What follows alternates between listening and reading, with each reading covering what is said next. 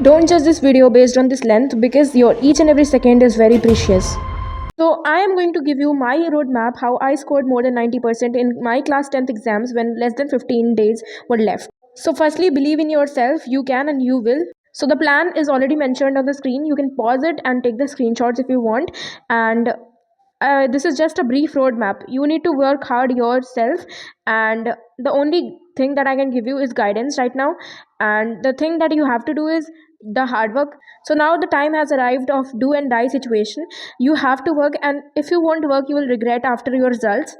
One advice that I would like to give you is just focus on NCERT right now because 10th के boards are literally very easy अगर तुम NCERT पढ़ो and NCERT को ही बार बार पढ़ो because it is always said that it is better to study one book 10 times rather than studying 10 different books because at the time of exams you won't be able to recall, so that's why stick to only one resource.